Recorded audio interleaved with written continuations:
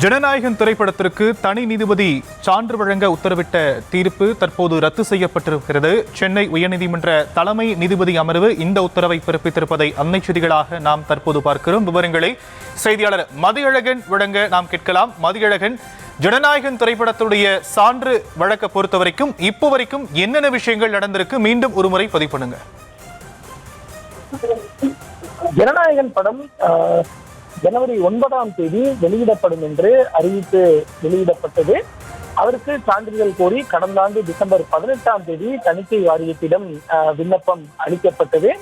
அந்த விண்ணப்பம் பெறப்பட்டு அதன் பின்னர் படத்தை பார்த்த தணிக்கை குழு கடந்த 20ஆம் தேதி படக்குழுவுக்கு தகவல் ஒன்றை தெரிவிக்கிறது. அதில் உங்கள் படத்தை பார்த்தோம், அதில் சில ஆட்சேபனைகரமான வசனங்களும் காட்சிகளும் இருக்கின்றன, அதனை நீங்கள் மாற்றி அமைத்தால் படத்திற்கு சான்றிதழ் வழங்கப்படும் என்று 22/12/2025 அன்று தணிக்கை வாரியம் சில கருத்துக்களை பட தயாரிப்பு நிறுவனத்திடம் தெரிவிக்கிறது. அதனை பெற்றுக்கொண்ட பட தயாரிப்பு நிறுவனம் தணிக்கை வாரியம் தெரிவித்த சில அந்த ஆட்சேபனையான காட்சிகளை மாற்றம் செய்து தகவல் தெரிவிக்கிறது.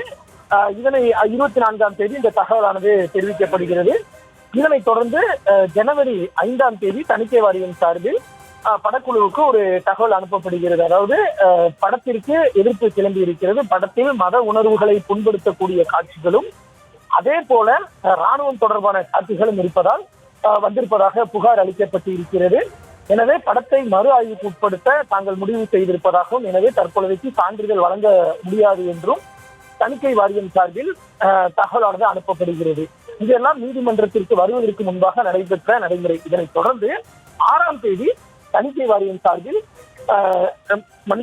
பட தயாரிப்பு நிறுவனம் சார்பில் சென்னை உயர்நீதிமன்றத்தில் ஒரு மனுவானது தாக்கல் செய்யப்படுகிறது. அதில் 22/12/2025 அன்று தங்களுக்கு அளிக்கப்பட்ட தகவலின் அடிப்படையில் படத்திற்கு UA சான்றிதழ், அதாவது 16 வயதிற்கு மேற்பட்டவர்கள் வரை இந்த படத்தை பார்க்கலாம் என்ற நிபந்தனையுடன் கூடிய UA சான்றிதழ் தங்களுக்கு வழங்க உத்தரவிட வேண்டும் என்று 6/1/2026 என்று ஒரு மனுவானது தாக்கல் செய்யப்பட்டு இந்த வழக்கை அவசர வழக்காக விசாரிக்க வேண்டும் என்று ஒரு முறையீடு செய்யப்படுகிறது.